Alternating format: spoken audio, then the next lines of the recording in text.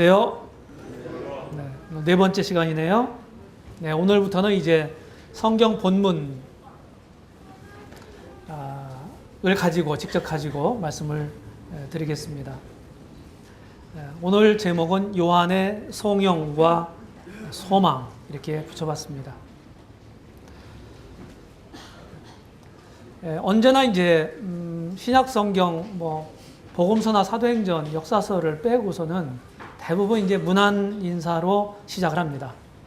요한계시록도 다를 바가 없습니다. 처음에 오늘 나눌 그런 말씀들을 보게 되면 하나님이 너에게 복 주시기 원한다. God bless you 라고 말할 수가 있습니다.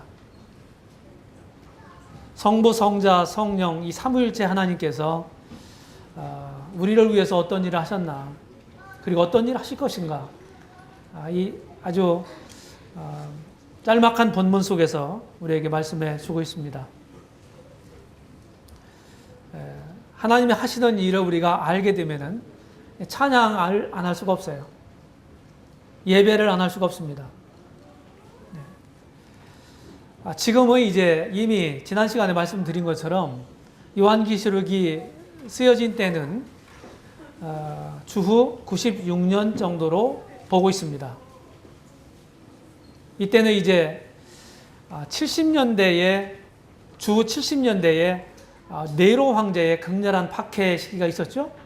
그때 유대인의 사도였던 베드로도 이방인의 사도였던 바울도 다 네로 치세하에서 순교당했습니다. 그리고 조금 세월이 흘러서 또 이 80년대, 90년대 이 도미티안이라고는 아주 강력한 박해자가 나타났어요. 이때 사도 요한이 이제 반모섬의 유배를 당한 것입니다. 사도 요한만 박해를 받는 게 아니라 온 교회가 구원받은 모든 그리스도인들이, 형제 자매들이 박해 가운데 있었던 거예요. 이렇게 참 암울하고 이런 박해가 언제 끝날지도 모르는 캄캄한 마치 터널과 같은 삶을 살아가고 있는 1세기 말의 교회에게, 그리스도인들에게 이 요한계시록을 통해서 미래의 찬란한 소망을 확인시켜 주고 있는 것입니다. 이것은 가히 그런 처지에 있는 교회에게 아주 밝은 소망이 틀림없습니다. 오히려 지금 교회가 박해를 당하면서 주님을 믿는 사람들이 사실은 고통해하고 울고 있어요. 근데 도리어 그들을 박해했던 사람들이 애곡할 날이 올 것이라고 말씀하는 것입니다. 하나님의 사람들을 박해하고 잘못되게 한 사람들, 이런 사람들은 반드시 응징을 받게 됩니다. 요한 자신도 지금 박해를 받고 있음에도 불구하고 내가 나라와 환난 가운데 참음 가운데 있는 사람이다. 부끄러워하지 않았어요. 왜? 하나님이 계시고 약속이 있기 때문입니다. 당당했어요. 이렇게 하면서 자신이 받은 계시를 지금 기록해 주고 있는 것입니다. 요한계시록 도표인데 잘 보시면 좋겠습니다. 지금 이제 1장의 7 촛대를 보고 그 사이에 거니시는 주님의 모습을 보고 있습니다. 그러면서 처음에 이제 문안 인사를 하는 거예요. 오늘은 3가지 단락으로 나눠서 말씀드릴 거예요. 예비하는 자, 4절, 6절을 보겠습니다. 읽겠습니다. 요한은 아시아에 있는 7 교회에 편지하노니 이제도 계시고 전에도 계시고 장차 오시리와 그 보좌 앞에 7 영과 또 충성된 정인으로 죽은 자들 가운데서 먼저 나시고 땅의 임금들의 머리가 되신 예수 그리스도로 말미암아 은혜와 평강이 너에게 있기를 원하노라. 우리를 사랑하사 그의 피로 우리 죄에서 우리를 해방하시고 그 아버지 하나님을 위하여 우리를 나라와 제사장으로 삼으신 그에게 영광과 능력이 세세토록 있기를 원하노라. 아멘. 네. 이거야말로 예배자의 참된 고백입니다. 세세토록 그분께 영광이 있기를 원하는 것입니다. 사도 요한은 삼위일체 하나님을 통해서 지금 축복하고 있습니다. 축도하고 있어요. 그것은 무엇입니까? 하나님의 은혜와 평강입니다. 이거야말로 좋은 게 없죠. 은혜와 평강. 네. 사랑을 사람들은 다 받고 싶어 하잖아요. 은혜를 다른 말로 하면 사랑이죠. 사랑이 참 목마른 사람들도 있습니다. 자꾸 튀고 하는 사람들은 사랑이 부족해서 그럴 수 있어요. 사랑을 구하기 때문에. 사랑을 원하기 때문에 그럴 수도 있어요. 반작용으로 나타날 수 있습니다. 평강은 무엇입니까?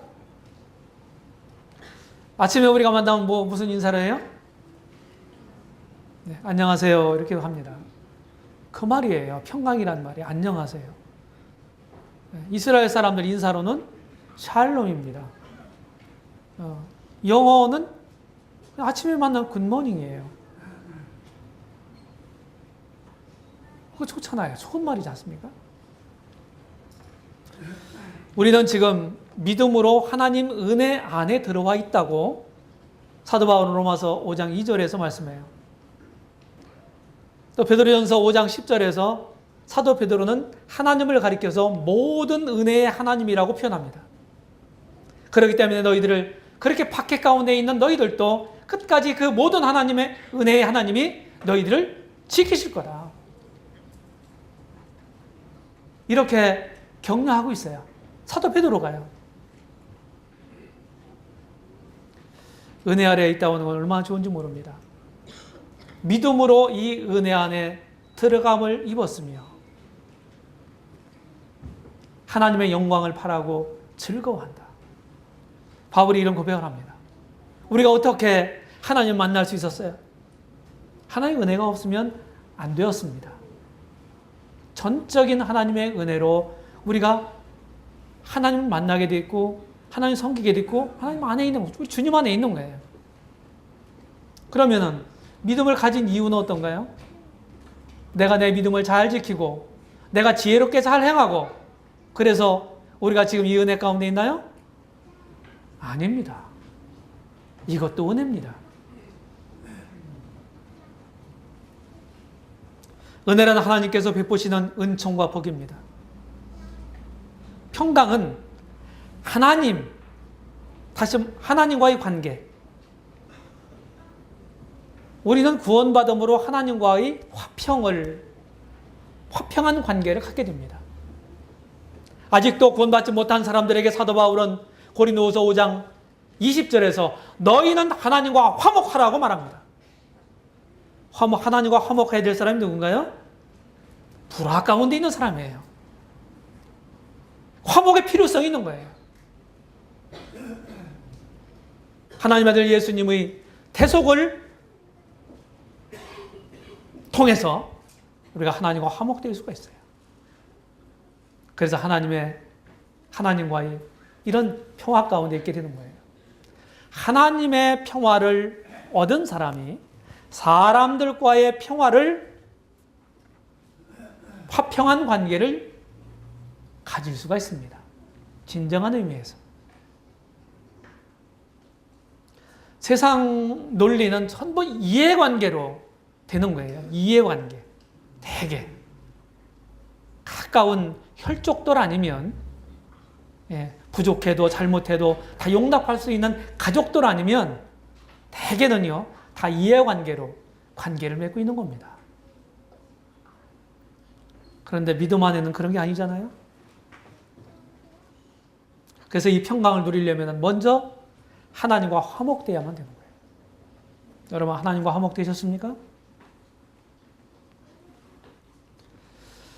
축도의 근원은 삼위일체 하나님이십니다. 이 성부 하나님을 이제도 계시고 전에도 계시고 장차 오실이라고 표현합니다. 이 말은 하나님은 영원하시고 불변하시다 하는 의미고, 그 다음에 성령을 가리켜서 그 보좌의 7 영이라고 말합니다. 7 영. 7은 완전수입니다. 완전수. 우리가 성령을 거듭날 때 성령을 받죠? 성령이 우리에게 구하지도 않았는데 우리에게 주시죠? 구원의 인으로 우리 안에 내재해 계십니다. 성령 충만은 어떻게 옵니까? 성령을 따라서 살 때, 다시 말해서 성령의 지배를 받는 삶을 살게 될 때 성령 충만이 되는 거예요. 그럴 때 우리는 은혜와 평강을 누리게 됩니다. 마음에 뭔가 자꾸 그냥 불편하고 그러면은요, 문제가 있는 거예요. 그게 언젠가도 말씀드렸지만 빨간 신앙생활에서 빨간 불이 켜진 겁니다. 돌아봐야 되는 거예요. 성령의 7가지 특성을 이사야서 11장 2절로 3절에서 말합니다. 여호와의 영, 지혜의 영, 청명의 영, 모략의 영, 재능의 영, 지식의 영, 여호와를 경외하는 영. 이렇게 성령을 묘사하고 있습니다. 그 다음에 성자 하나님, 성자 충성된 증인이라고도 묘사하고 있고, 그리고 부활하사 만왕의 왕 예수 그리스도, 이렇게 묘사도 합니다. 요한복음 14장에 보게 되면은 내가 너에게 평안을 끼치노니 내가 주는 평안은 세상이 주는 것 같지 않다. 주님이 제자들을 떠나시기 직전에, 십자가에서 죽으시기 직전에 이 말씀하신 거예요. 이거 보고 다락방 강화라고 하잖아요. 요한복음 14장부터 16장까지. 그래서 그들을 위해서 기도하죠. 17장에서. 마지막 유언과 같은 말씀인 거예요. 14장, 요한복음 14장, 15장, 16장은요. 여기서 평화를 주세요. 평화를 너에게 준다.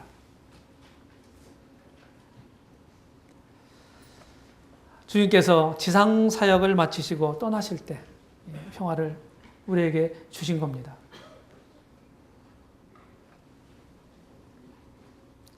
이게 삼위일체 그림입니다. 삼위일체. 하나님은 한 분이라고 성경은 말하는데 각각 독립적인 인격을 가지신 삼위가 영원히 구별된 채로 존재하신다. 이해되시나요? 하나님은 한 분인데 그 하나님 안에 각각 독립적인 인격을 가지신 삼위가 계신다는 거예요. 우리 지성으로는 이해가 안 되는 진리입니다.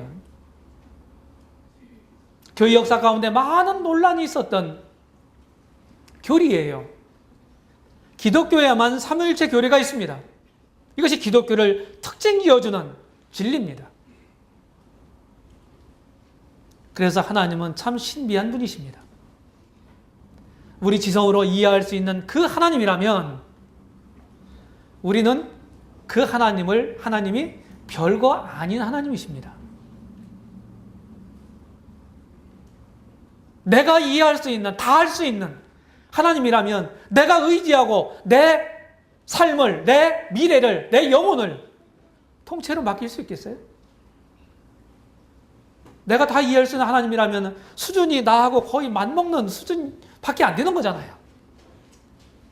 동의하십니까? 별거 아닌 하나님이란 말이에요. 그러니까 하나님이 만드신 우리 인생들이 그 하나님을, 나를 만드신 하나님을 어떻게 다 이해할 수 있겠어요? 그래서 우리에게는, 하나님의 피조물인 우리에게는 여전히 하나님은 신비스러운 분이신 거예요. 그게 좋은 것입니다. 그 다음에 주 예수 그리스도를 통해서 사도 요한은 송영을 하고 있는데, 여기 5절을 조금 아까 읽었죠? 충성된 정인으로 죽은 자들 가운데서 먼저 나셨다. 땅의 임금들의 머리가 되셨다. 우리는 주님의 몸과 피를 상징하는 예수 그리스도를 상징하는 상징물 두 가지를 놓고 지금 주의 만찬을 통해서 예배했습니다. 예수 그리스도로 말미암아 모든 것이 이루어집니다. 하나님은 당신의 아들 예수님을 통해서 모든 일을 하세요. 그리고 그분을 통해서 모든 사람들에게 복을 주세요. 그래서 이분을 통하지 않고서는 아무것도 안 되는 거예요. 세상에서 배척한, 세상 사람들이 배척한 그 예수님을 통해서 하나님이 우리 인생들을 복 주시기를 원하시는 겁니다. 우리가 무시했던, 아까 예배 시간에 기도말 중에서 우리가 주님의 등 뒤에 비수를 꼽은 사람들인데 그런 거 아닙니까? 비난했고 외면했고 무관심했습니다. 하나님의 은혜가 우리를 이 자리까지 오게 하신 거예요. 예수님의 그 대속을 통해서 예수 그리스도로 말미암아 저는 모든 일이요 신약 성경적인 조명을 받아서 얘기하면 모든 일이 예수 그리스도를 통해서 성령에 의해서 하나님께로 드려지는 것입니다.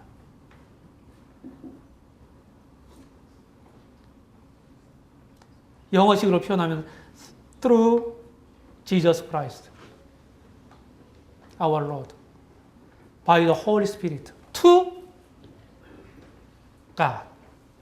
이렇게 표현할 수 있습니다. 모든 게 다 이렇게 되는 거예요. 우리 주님은 예배의 통로가 되십니다. 그뿐만 아니라 예배의 대상도 되세요. 예수님이 어떤 분인지를 보십시오. 충성된 증인이에요. 충성된 증인. 우리 주님만큼 충성스러운 분이 없어요. 히브리서 3장에 보게 되면은 모세도 굉장히 충성스러운 사람이죠? 그런 의인이죠? 그런데 모세는 사환으로 충성했고 예수님은 아들로 충성했다. 사환은 당연히 충성해야 돼요. 일꾼이, 종이 주인한테 충성해야죠. 그런데 아들이 충성했다. 이건 차원이 다른 거예요. 히브리서 기자는 여기 히브리서 3장을 통해서 모세와 우리 주님과 비교하는 거예요. 다 충성스러운 의인들인데 이거는 사환과 종의 충성의 차이다. 아들은 아버지의 것을 누리는 사람이에요. 소유하고 누리는 사람. 질이 다르잖아요. 충성된 증인입니다. 우리는 어떤 일을 함에 있어서요, 충성해야 돼요.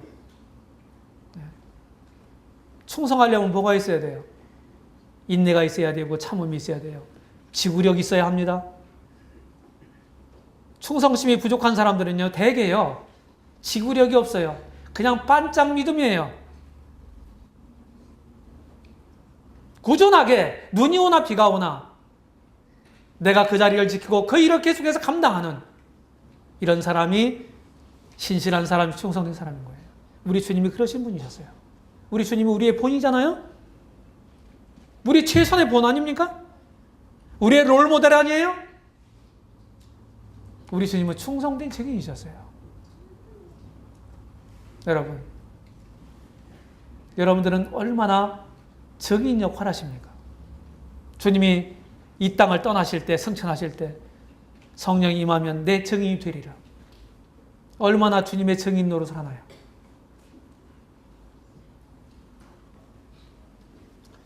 그 다음에 신세계의 머리 이렇게 적혀있는데 여기는 신세계 그룹을 가리키는 게 아니라 회장님을 가리키는 말이 아닙니다. 새로운 세계. 지금은 영적인 재창조의 역사를 통해서 새로운 세계를 건설해 가세요. 누구든지 그리스도 안에 있으면 새로운 피조물이라 이전 것은 지나갔으니 보라 새 것이 되었도다. 우리는 새로운 피조물이에요. 예전에 우리가 알지 못했던 새로운 세상에 속해 있는 것입니다. 거기에 머리가 되셨어요. 죽었다가 죽은 자 가운데서 부활하심으로 그 머리가 되신 거예요. 사도 바울의 고린도전서 15장 부활장에 의하면 잠자는 자들의 첫 열매가 누굽니까? 우리 주님 예수 그리스도신 거예요. 그분에게 붙은 사람들은 다 주님처럼 부활한다고 말씀하고 있습니다. 먼저 나셨다고 하는 말은 시간상 의미보다는 지위상의 의미가 더 강합니다. 으뜸이다 하는 말이에요.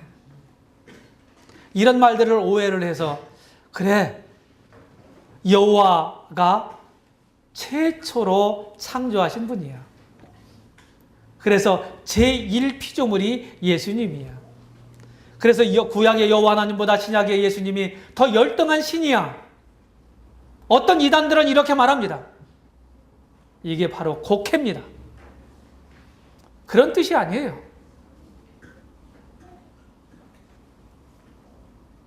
어떻게 해서 이렇게 되셨습니까? 새로운 세계의 머리가 어떻게 됐나요? 십자가에서 죽으시고 다시 살아나심으로 모든 것에 머리가 되셨어요. 머리, 주권자가 되셨단 말이에요. 예배 시간에 또 얘기했죠. 빌립보서 2장에 있는 말씀. 모든 무릎 앞에, 그분의 이름 앞에 모든 무릎이 무릎을 꿇을 날이 올 거다. 주님을 믿는 사람들은 무릎을 꿇잖아요. 근데 안 믿는 사람은 무릎 안 꿇어요. 자존심이 허락하지 않죠. 근데 꿇을 날이 와요. 그때는 후회의 주인공이 되는 것입니다. 너무 때가 늦은 것입니다. 우리 주님은 죽었다가 다시 살아나심으로 우리 인간들의 가장 두려워하는, 가장 무서운 죽음의 문제, 이 사망을 정복하셨어요.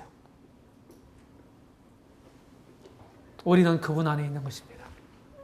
그래서 사도 바울과 더불어서 사망아 너희 쏘는 것이 어디 있느냐? 사망에 너희 이기는 것이 어디 있느냐? 이렇게 우리가 죽음을 향해서 노래 부를 수 있는 것입니다. 그래 되게요. 주님 믿고 주님 잘 섬기고 돌아가시는 분들 보시면요. 죽음을 그렇게 두려워하지 않아요. 아주 편안하게 가시는 모습을 봤습니다. 제가 임종을 여러 번 했습니다. 사람 죽는 모습이 제가 다 알아요. 아, 뭐 터미널에 가까웠구나. 보면 거의 감이 잡혀지더라고. 이게 준비하시라고. 제가 그런 말도 했습니다. 만왕왕 만주의 주예요. 세상에 권력자들이 많죠? 임금들이 많죠? 그런데 그들 위에 뛰어난, 그들을 다스리는 만왕의 왕 만주의 주가 되십니다. 이 권세가 막강합니다. 철장으로 마치 질그릇 깨뜨리는 것처럼 다스리신다고 말씀하셨어요. 진짜 세 발의 피입니다. 그리고 인류의 구속자예요. 여기 우리를 사랑하사라는 말이 나오죠? 5절 중반절에. 이 사랑한다는 말이 그냥 헬라 말로 아가페, 그런 말이에요. 아가파. 어근이 같죠? 항상 사랑한다, 그런 뜻이에요. 정확한 의미는 항상. 그리고 여기 해방하다는 말이 무엇입니까? 해방이라는 게 뭐예요? 속박되어 있던 사람들이 풀어서 자유하게 되다, 그런 뜻입니다. 우리를 해방하셨어요. 뭘로? 자기 피로. 우리는 죄와 죽음의 사슬에 매여 있었습니다. 사단의 권세 아래에 있었어요. 우리 주님의 죽으심과 부활로 이루어진 그 구속이 우리를 그 가운데서 영원토록 해방하신 거예요. 그래서 로마서 8장 2절에서 그렇게 말하지 않습니까? 생명의 성령의 법이 죄와 사망의 몸에서 우리를 해방했다. 우리는 이제 자유하는, 정확히 말하면 자유하는 노예입니다. 노예가 자유할 수 없죠. 우리는 노예였어요. 죄의 노예. 근데 자유할 수 있는 노예가 됐어요.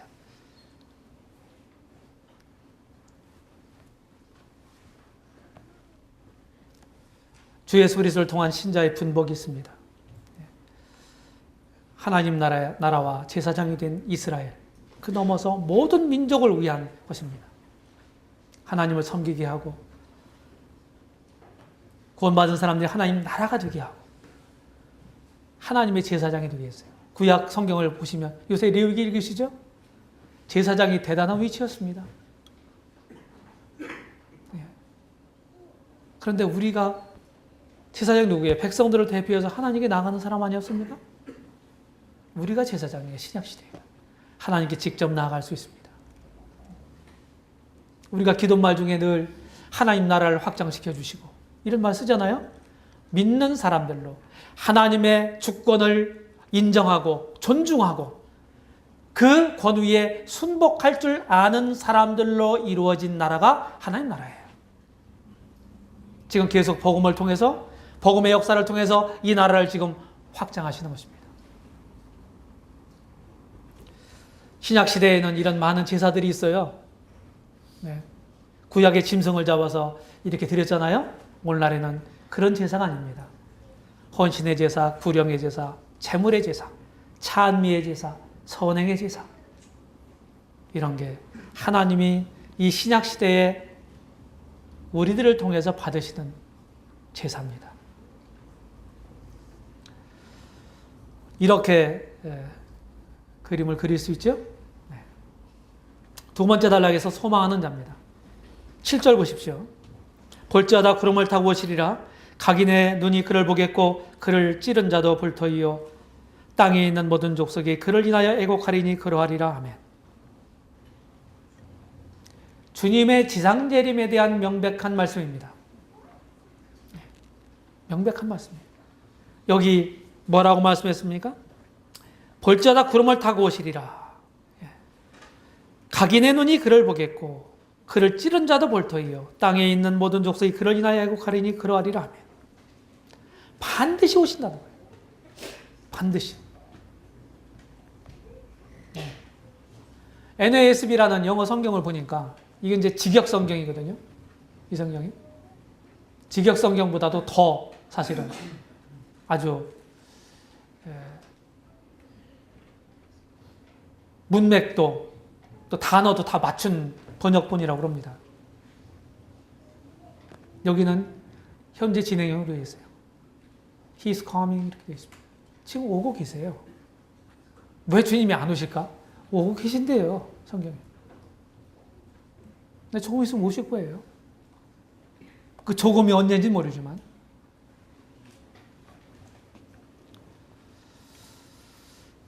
진행되고 있다고 한다면 끝나는 날이 있을 거 아니겠어요? 그렇죠? 이 프로세싱 과정 중에 있으면 완성되는, 컴플리트 되는 그런 시점이 있을 거란 말이에요. 반드시 있습니다. 우리가 기다리다 지쳐서, 울다가 지쳐서, 이럴 때 이제 마음 놓고 이제 풀어져가지고 잠자는 경우가 있거든요. 이제 그런 비슷한 뉘앙스를 계속 성경에서 말씀했어요. 밤중에 오신다. 지금 낮밤 우리가 얘기하는 그 밤중이 아닐 수 있습니다. 영적인 밤이 될 수도 있어요. 믿는 사람들이 다 잠자고 있을 때. 재림은 공개적입니다. 주님의 원수들도 다 본다고 그랬어요. 찌른 자들도 본다고 그랬어요. 그 다음에 보응적입니다. 그들이 어떻게 한다고 해서 애곡한다. 슬피 운다는 거예요. 슬피 운다. 이거는 회개의 애곡이 아니죠? 회한의 애곡입니다. 후회의 애곡이에요. 이건 많이 흘려도 아무 의미가 없어요. 틀림없이 심은 대로 거둘 것입니다. 주님의 재림은 확실합니다. 그러하리라 아멘. 이게 무슨 말이에요? 그러하리라 아멘. 그래, 반드시 그렇게 될 거야. 진실로 그렇게 될 거야. 필연적이다. 주님의 오심을 기다리시나요?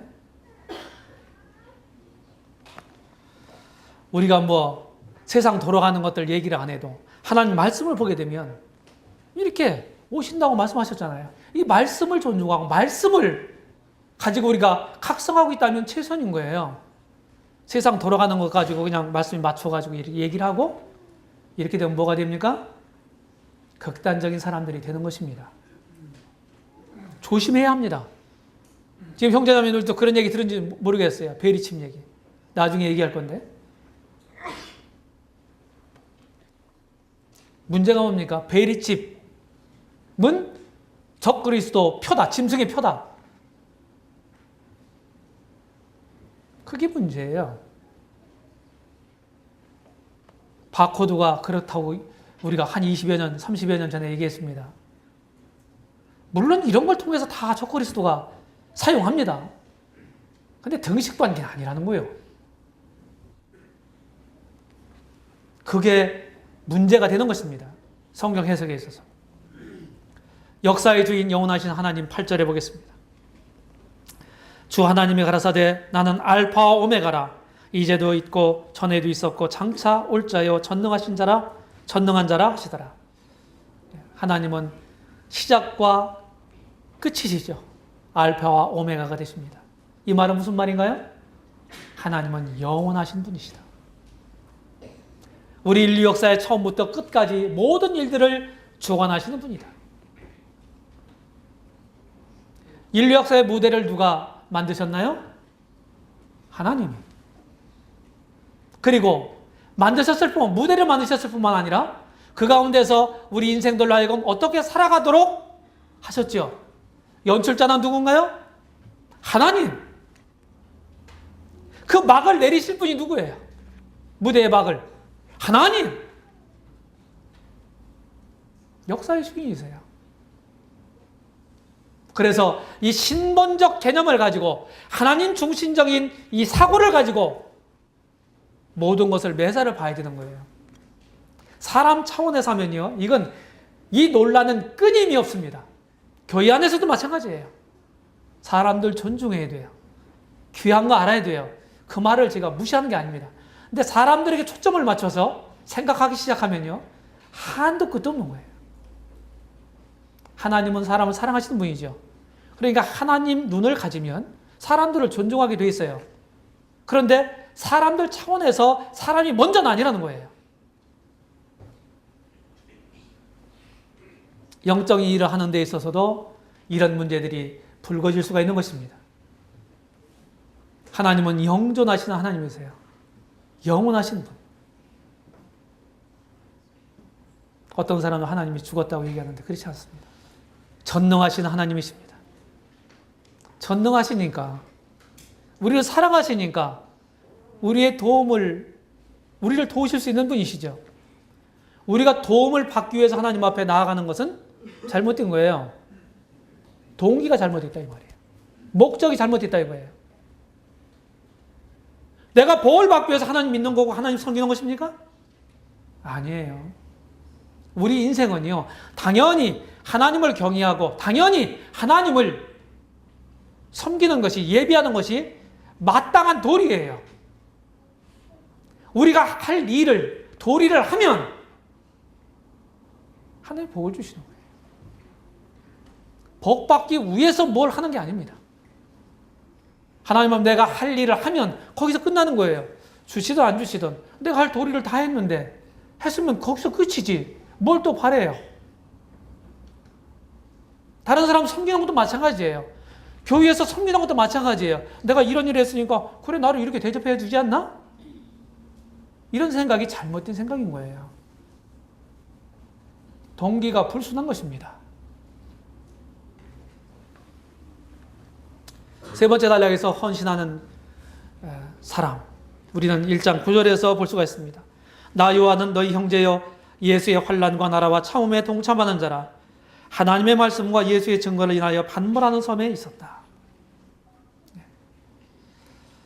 요한 자신에 대해 소개합니다.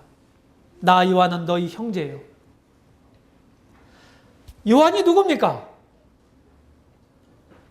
우리의 사랑하는 우리 주 예수 그리스도의 사랑하는 사도였습니다. 맞죠? 성경학자들에 의하면 이 사도 요한은 우리 주님의, 그러니까 마리아, 우리 주님을 낳은 마리아의 동생의 아들이다. 그러니까 뭡니까? 이종 사촌간입니다. 이종 사촌간. 그렇게 말하는 학자들도 있어요. 사도입니다. 그런데 자신을 소개할 때 뭐라고 소개했어요? 나 요한은 너희 형제다. 오늘날로 말하면 나는 너희의 목사다. 이렇게 제가 여러분들의 그렇게 소개하는 것과 똑같습니다. 그렇지 않고 나는 여러분들의 형제입니다. 요한이 이렇게 했다니까요. 그러면 현대적으로 목사가 더 높아요? 형제가 높아요? 뭐가 높습니까? 형제란 말은 어디로부터 비롯된 거예요? 우리 주님을 믿는 사람들이 하나님 자녀가 된 권세를 주신 거죠. 그렇죠? 진짜 거듭난 사람들 하나님 자녀가 된 거죠. 너희는 하나님의 자녀라. 하나님의 자녀가 됐기 때문에 양자의 영이 우리 안에 있단 말이에요.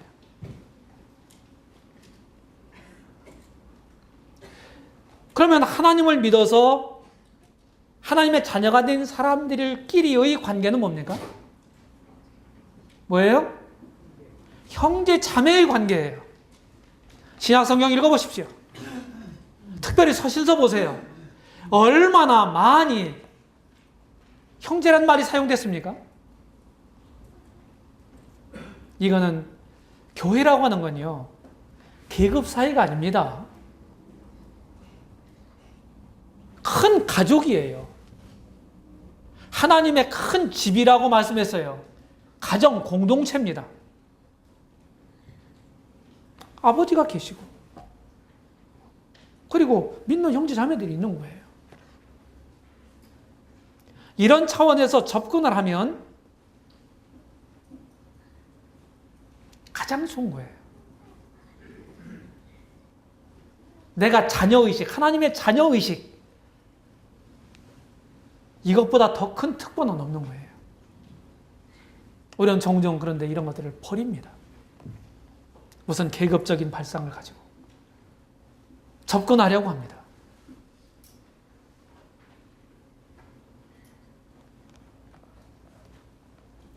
우리가 성경에 있는 대로 형제 자매라고 부르니까, 서청주 교회는 목사도 없다. 목사가 없어요? 그게 맞습니까? 형제 자매라고 그러니까 거기 형제교회다. 맞아요?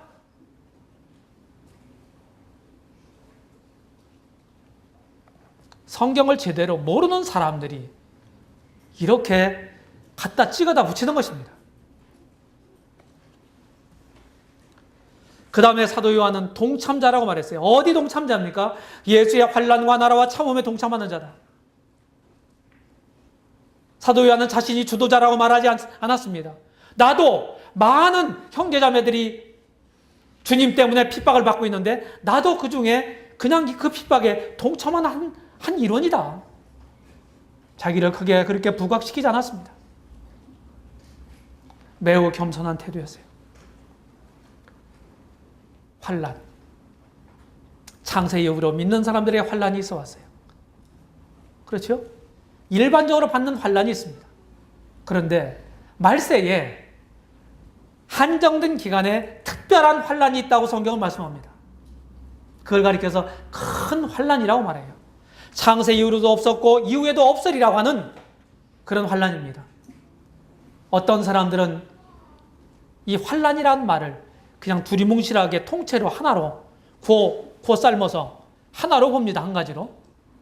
그렇지 않아요. 성경을 면밀하게 보면 이 두 종류가 있습니다. 구분해서 봐야 하는 것입니다.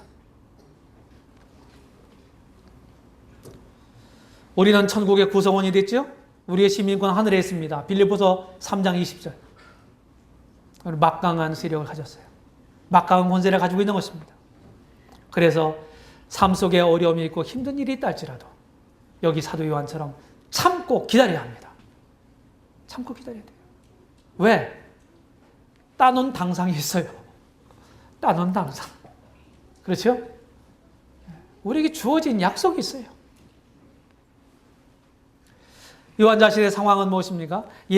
하나님의 말씀과 예수의 증거를 인해서 하나님을 말씀을 가르치고 또 주 예수님의 복음을 담대하게 전파해서 그것 때문에 이 반모섬의 유배가 된 거예요. 이것보다 사실은 어떻게 보면 더 큰 복이 없어요. 주님의 말씀 때문에 박해를 받는다? 주님의 복음 때문에 그리고 주님의 말씀을 순종하는 것 때문에 사람들로부터 이상한 소리를 듣는다? 여기 자부심을 한 번이라도 가져본 적 있나요? 아니면 왜 저렇게 저런 말을 할까? 저런 말을 하면 어떻게 하면 내가 안 들을까? 이런 데 골몰했나요? 인류 역사는 이렇게 말합니다. 가인과 아벨의 때로부터 참된 신자가 거짓 신자들로부터 박해를 당해왔습니다. 이것이 하나님의 구원의 역사입니다. 언제나 그랬어요. 지금도 그래요. 어떻게 보면요, 아쉽긴 하지만 당연한 것입니다. 욥의 상황은요, 약 한 1년 반 정도 반모섬에 있었을 거라고 학자들이 말해요. 도미티안이요, 96년 사도 요한이 계시록을 기록하던 그 해죠. 96년에 죽습니다. 그리고 곧바로 아마 풀려났을 거라고 보는 것입니다. 학자들은 주후 100년에 에베소에서 사도 요한이 죽었다 이렇게 봅니다. 몇 년 안 남았잖아요. 3, 4년밖에 안 남았죠. 실제로 에베소 가보니까요, 사도 요한 기념교회가 있더라고요. 물론 캐톨릭 시대 때 지은 건물이긴 하지만 이제 이런 역사적인 고증 이런 것들을 통해서 전부 그렇게 한 거예요. 아무렇게나 한 것이 아니죠. 자, 여기가 반모섬입니다. 사도 요한의 이런 성화를 보게 되면 이마가 툭 튀어나오고 이 가운데에 이게 지금 흠집이 있습니다. 항상 머리를 땅에 대고서 이렇게 해서 여기에 굳은 살이 배겼다. 그것을 편하기 위해서 이렇게 했다고 얘기 들었습니다. 네, 반모섬 전경 보여드렸었죠? 결론을 말씀드리겠습니다. 첫 번째, 크리스찬은 모든 피조물들이 크리스찬은 물론 모든 피조물들이 삼위일체 하나님을 경배해야 돼요. 이건 해도 되고 안 해도 되고 하는 문제가 아니고 마땅한 도리예요. 피조물로서 마땅한 도리고 은혜를 입은 성도로서도 마땅한 도리예요. 우리는 두 가지 당위성을 가지고 있어요. 하나님을 섬기고 예배해야 돼. 맞죠? 그래서 소홀히 여기면 안 되는 것입니다. 주님의 이름으로 하나님을 예배하고 주님의 이름으로 다른 사람들을 축복하고 있나요? 결론 두 번째. 크리스찬은 확실한 소망의 약속을 가지고 사는 사람들이에요. 그 약속을 바라보면 어떻게 합니까? 우리가 흐트러진 삶은 못 살 거예요. 근데 이 소망과 관련해 제가 두 가지를 말씀드리려고 합니다. 시간이 갔지만 하나는 미래의 이 말, 지금은 아니잖아요. 미래에 대한 긴박감을 가져야 됩니다. 재림과 관련해서, 소망과 관련해서 긴박성 가져야 돼요. 깨어 근신해야 합니다. 자다가 깰 때가 된 거예요. 또 이것만 가지면 안 되고 이것만 갖고 있으면 이 긴박감만 가지면 어떻게 됩니까? 극단적 종말론자들이 되는 것입니다. 또 한 가지는 뭐냐면요. 현실의 성실함을 가져야 합니다. 이 두 가지가 다 성경에 가르치는 바예요. 이걸 균형을 못 맞추게 되면요. 다 문제가 되는 거예요. 긴박감을 갖지 않으면, 미래에 대한 긴박감을 갖지 않으면 현실만 바라보고 산단 말이에요. 그러면은 틀림없이 이 사람은 나태한 삶으로 빠지게 돼요. 근데 미래에 대한, 현실에 대한 이런 충성스럽게 사는 이런 것들을 갖고 있지 않으면 미래 긴박감만 가지게 되면 어떻게 됩니까? 현실을 다 팽개치고 사는 것입니다. 성경은 이 두 가지 다 가르치는 바가 아닙니다. 이 절묘하게 신앙 안에서 이 두 가지를 다 조화를 이루어야 합니다. 여러분, 균형적인 소망을 가지고 계신가요? 주님을 바라보면서 현실에 맡겨진 일, 내 현실의 삶에 터전해서 열심히 주님을 섬기시기 바랍니다. 결론 세 번째로, 크리스천은 하나님의 수혜자입니다. 은혜를 받은 사람이죠? 그 은혜에 감동해서 자원함으로 주님을 섬기는 사람이에요. 억지로 섬기는 게 아니에요. 우리 믿는 사람들이 은혜로 구원받았다, 감사한다 이렇게 말하면서 하기 싫은데 억지로 하는 거, 이 문제가 있지 않나요? 문제가 있는 거예요. 근본적으로 문제가 있는 거예요. 마인드에 문제가 있는 거예요. 내가 그런 사람이 아닌지 돌아보시기 바랍니다. 그래서 주 예수님을 섬기는 사람일 뿐 아니라 주님으로 살아가고 주님을 살아내는 사람이다. 그게 크리스천이다. 그게 그리스도인이에요. 그리스도의 사람입니다. 그 사람이. 나를 통해서 주님을 나타내고 있는지 살펴보시기 바랍니다. 네. 기도하겠습니다.